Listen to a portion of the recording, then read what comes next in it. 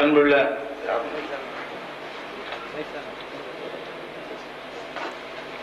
இந்த நிகழ்ச்சியின் தலைவர் மாண்புமிகு கல்வி அமைச்சர் அவர்களே, போக்குவரத்து துறை அமைச்சர் அவர்களே, பெரியவர் ஜிகிரி அவர்களே, பொன்னுசாமி செட்டியார் அவர்களே மற்றும் மேலே இருக்கின்ற மாவட்ட செயலாளர் அவர்களே, அன்புக்குரிய உடன்பிறப்பு மாநிலங்களவையின் உறுப்பினர் வரதராஜன் அவர்களே, இங்கே கலந்து கொண்டிருக்கின்ற பெரியோர்களே, தாய்மார்களே, என் ரத்தத்தின் ரத்தமான உடன்பிறப்பு அனைவருக்கும் என் நன்றியை நான் தெரிவித்துக் கொள்கின்றேன். நேற்றைய தினம்தான் பெரியவர் ஜிகேடி அவர்கள் ஒரு மிகப்பெரிய நல்ல காரியத்தை சென்னையிலே நிகழ்த்தி காட்டினார்கள். 14 குடிசை பகுதிகளுக்கு அந்த குழந்தைகளுக்கு அங்கு வாழ் மக்களுக்கு என்ன நோய் இருக்கிறது என்பதை கண்டறிய, நோய் வராமல் தடுப்பதற்கு என்ன செய்யலாம் என்பதை செயலாக கொள்ள அதற்கு உதவியாக ஒரு ஊர்தியை அவர்கள் லட்சக்கணக்கான விலையுள்ளதை அங்கே அன்பளிப்பாக தந்தார்கள்.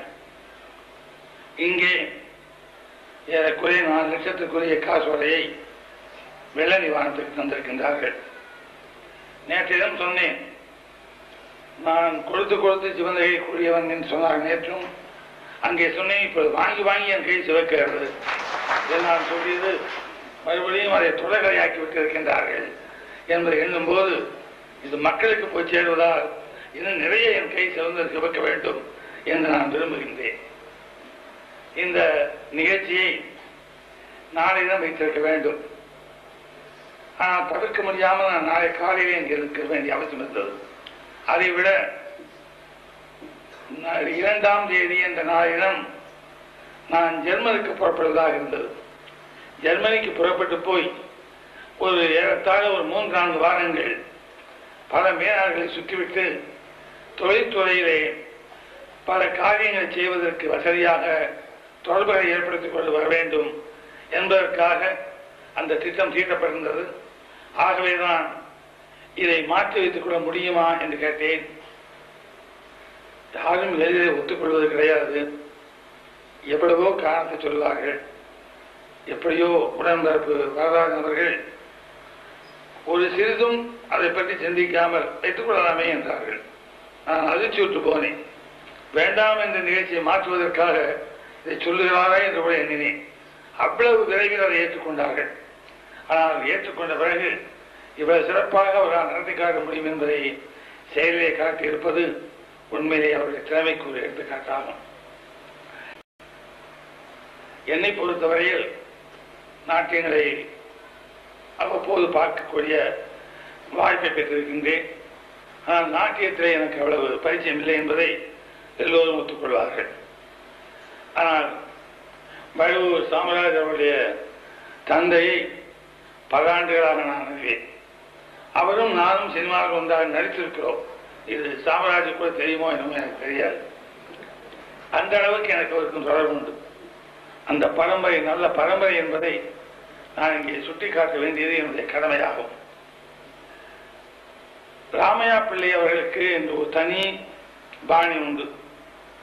அவருடைய மூதாதைகள் பெரியவர்கள் எல்லாம் ஆசானாலும் யாராக இருந்தாலும் அவர்கள் கொடுத்த அந்த திறமையை தனதாக்கி கொண்டு வழுவூர் ராமையா பிள்ளையினுடைய பாணி என்று சொல்கின்ற வகையில் அதை உருவாக்கி இருக்கின்றார்கள் என்றால் அதை பெருமையாக பாராட்ட வேண்டும்.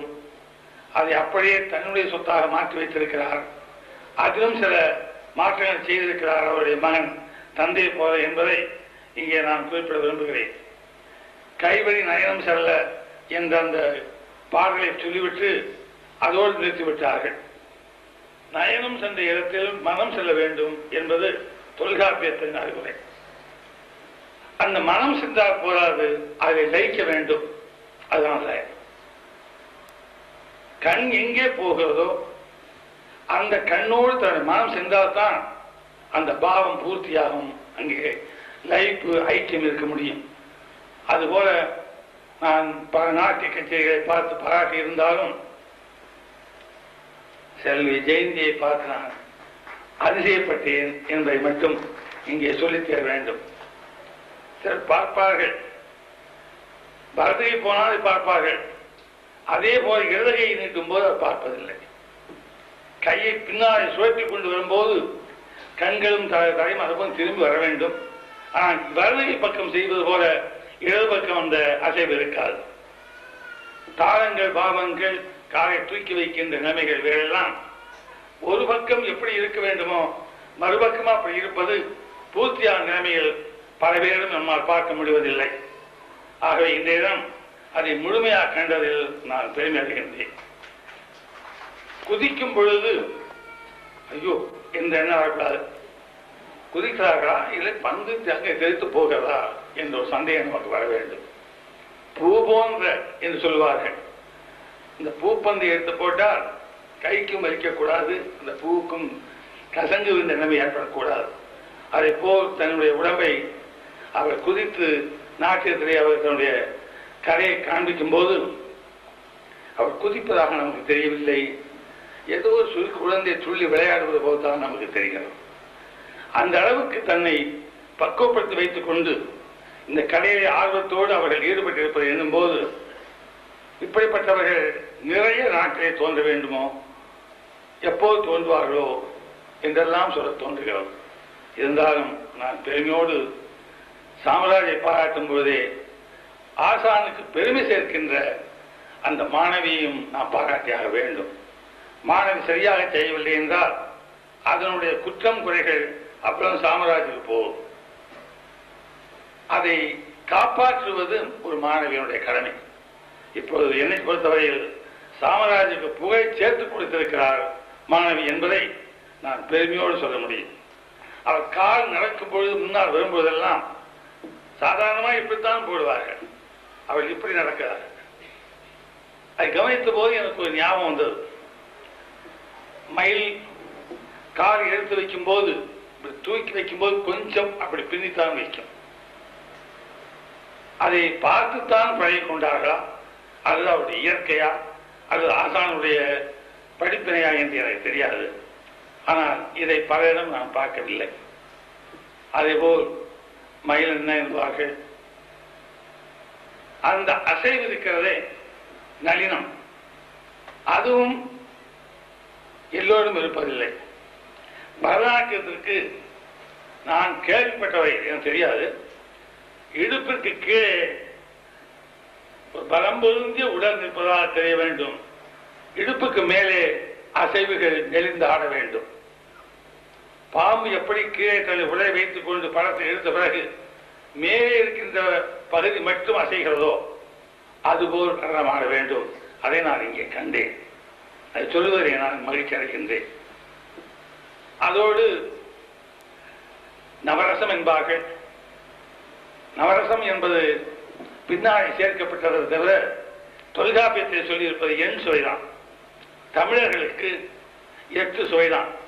இந்த மோகனம் என்று சொல்வார்கள் யோகம், அந்த ரசம் பின்னாலே இணைக்கப்பட்டதை தவிர பழந்தமிழர்களுக்கு அது கிடையாது. அந்த நிலையில் இங்கே அதற்கெல்லாம் போகாமல் அவர் செய்திருந்தாலும் அந்த பக்தி பரவசமாகும் போது மோன நிலையின் அந்த உச்சகட்டத்தை அவள் கண்களிலும் முகத்திலும் நான் காண முடிந்தது என்பதை இங்கே நான் குறிப்பிட்டாக வேண்டும். பாவங்கள் எப்படியும் யாராலும் செய்து காட்டிவிட முடியும். ஆனால் கோபத்தோடு கலந்த குறும்புத்தனம், குறும்புத்தனத்தோடு கலந்த ஏமாற்ற நிலை, இவைகளெல்லாம் ஒன்று சேர்க்கும் போது மிகப்பெரிய சிக்கல்கள் ஏற்படும். அதை பாவத்திலே முகத்திலே காண்பிப்பது அவளை எளிதல்ல. அப்படி இருந்தும் செல்வி ஜெயந்தி அவர்கள் இவைகளெல்லாம் எவ்வளவு உன்னிப்பாக கவனித்து கற்றுக்கொண்டிருக்கின்றார்கள், எவ்வளவு எந்த அளவில் தன்னை எவ்வளவு பெருமையாக ஆக்கிக் கொள்ள அவருடைய திறமையை பயன்படுத்துகிறார்கள் என்பதை எண்ணி இந்த இளம் வயதில் அவர்களுக்கு இந்த திறமை கிடைத்திருப்பதற்காக அவருடைய பெற்றோர்களை நான் வாழ்த்துகிறேன்.